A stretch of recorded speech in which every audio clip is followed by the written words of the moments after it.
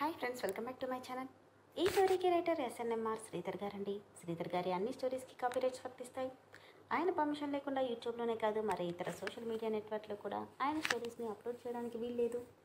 దయచేసి అలా చేయకండి ఫ్రెండ్స్. అలా చేస్తే లీగల్గా చాలా ప్రాబ్లమ్స్ ఫేస్ చేయాల్సి వస్తుంది. అలానే ఈ స్టోరీస్ చదువుతున్న వాళ్ళైనా వింటున్న వాళ్ళైనా మీరు మరే ఛానల్లోనైనా శ్రీధర్ గారి స్టోరీస్ని చూసినట్లయితే వెంటనే నాకు కామెంట్ బాక్స్లో మెసేజ్ చేయండి. నేను రైటర్ గారికి ఇన్ఫార్మ్ చేస్తాను.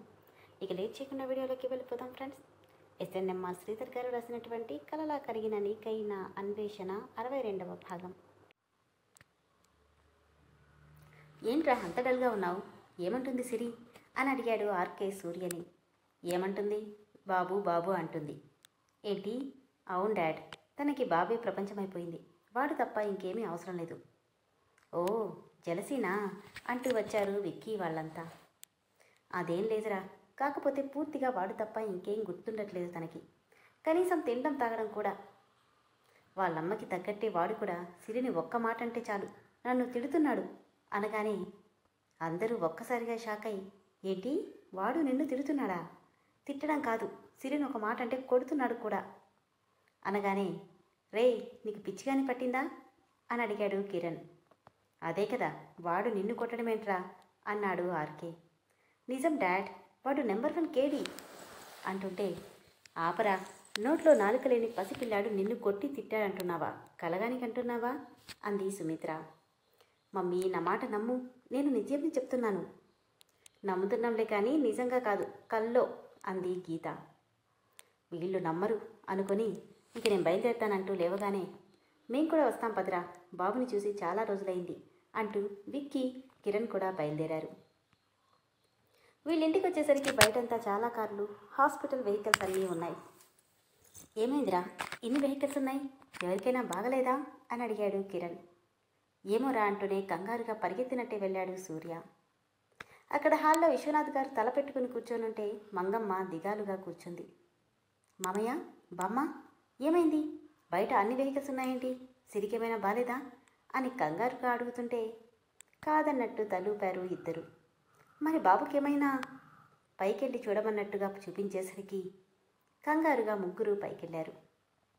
చూడండి, మీరెవ్వరూ ఈవినింగ్ వరకు ఇక్కడి నుండి కదలడానికి వీల్లేదు, జాగ్రత్త అని ఏడుస్తూ చెప్తుంది సిరి డాక్టర్లకి.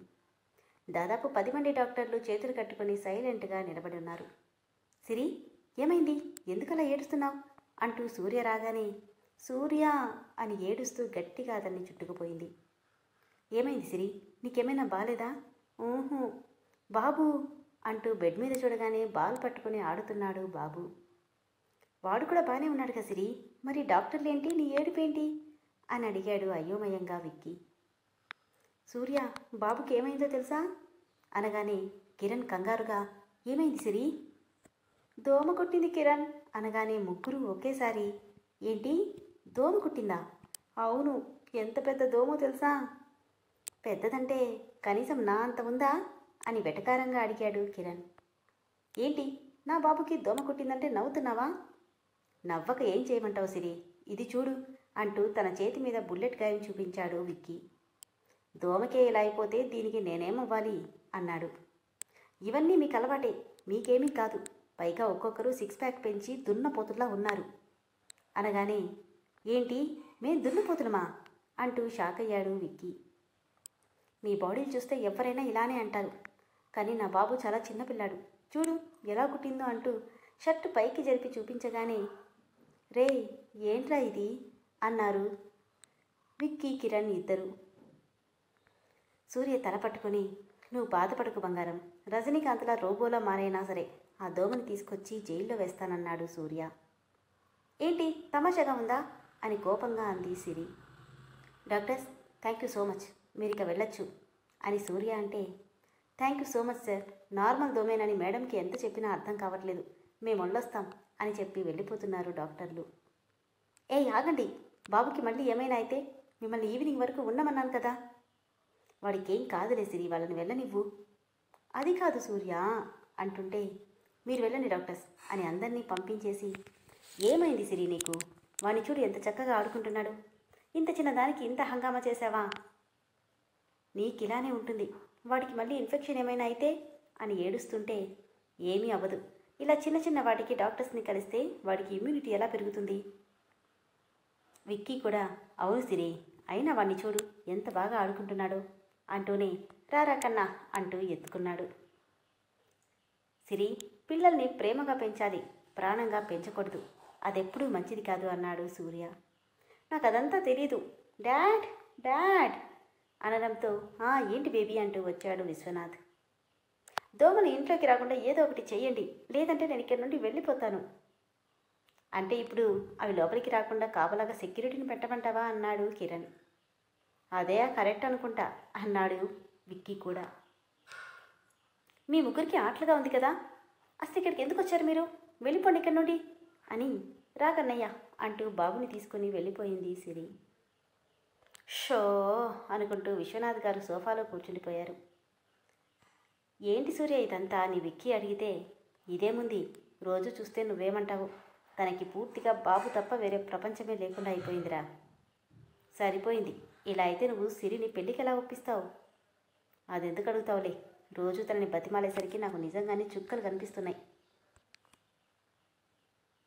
బాబు బాల్తో ఆడుకుంటుంటే వాడి వైపు కోపంగా చూస్తూ పక్కనే కూర్చున్నాడు సూర్య.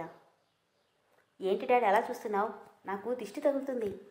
ఒరేయ్, నువ్వు ఆ మాట గట్టిగా అనుకురా, మీ అమ్మగారిని విన్నదంటే నన్ను చీల్చి చెండాడుతుంది. పర్వాలేదు, మమ్మీ అంటే ఆ మాత్రం భయం ఉండాలి. అవును, నువ్వు నాతో మాట్లాడతావు కదా, నీకేం కాలేదని బాగానే ఉన్నానని చెప్పచ్చుగా. మీ అమ్మ డాక్టర్లందరినీ పిలిపించి హంగామా చేసి పెట్టింది. చెప్దామనే అనుకున్నాను డాడీ, కానీ మా అమ్మకి నా మీదున్న ప్రేమ చూసి చెప్పలేకపోయా. నీకు బాగా ఎక్కువైందిరా, బాగా ముదిరావు కూడా. ఎస్ డాడ్, నీ కొడుకుని కదా. నాకేదో కొంచెం హెల్ప్ చేస్తావనుకుంటే పూర్తిగా నన్ను మర్చిపోయావు కదరా. పో, నేను నీతో మాట్లాడను. నువ్వు నాన్న కొడుకువి కాదు, అమ్మ కూచివి అంటూ బెడ్ మీద పడుకొని 2 చేతులు తల కింద పెట్టుకుని సీరియస్గా ఆలోచిస్తుంటే, ఏంటి డాడ్, నాతో మాట్లాడవా? నా మీద కోపం వచ్చిందా? మెల్లిగా పడుతూ లేస్తూ వచ్చి అంటూ ముఖం మీద చిన్ని చిన్ని చేతులతో తడుముతుంటే అటువైపు తిరిగి పడుకున్నాడు సూర్య. మళ్ళీ వచ్చి తల మీద కొడుతుంటే చేతులు పక్కకు తీసేసి కొద్దిగా జరిగి పడుకున్నాడు. మెల్లిగా తన మీదకొచ్చి పడుకొని తడుతుంటే వాడి చేష్టలకి తెలియకుండానే పెదవుల మీద నవ్వొచ్చేసింది సూర్యకి. మనుషుల్ని బాగా ఐస్ చేస్తావు కదరా ఇడియట్ అంటూ ముద్దులు పెడుతూ వాడిని పైకెగరేస్తుంటే కిలకిలమంటూ నవ్వుతున్నాడు బాబు. సూర్య సూర్య ఏదో బుక్ చదువుకుంటూ ఏంటి బాబు ఎందుకో డల్గా ఉన్నారు సూర్య, చూడు అని ఏడుపు గొంతుతో అంటుంటే వాడి వైపు చూసి నిద్ర కళ్ళలో చెవి దగ్గర గీరుకుంటుంటే, అదేం లేదు సిరి, వాడికి నిద్ర వస్తుంది. లేదు సూర్య, అప్పుడే పడుకోడు, ఏమైనా ఇన్ఫెక్షన్ అయిందేమో, డాక్టర్లని ఉండమంటే నువ్వే అనవసరంగా పంపించేశావు. సిరి, దోమ కొడితే ఇన్ఫెక్షన్ అవ్వదురా, వాడికి నిజంగానే నిద్ర వస్తుంది. ఏమో నాకు కంగారుగా ఉంది, హాస్పిటల్కి తీసుకెళ్దాం పదా.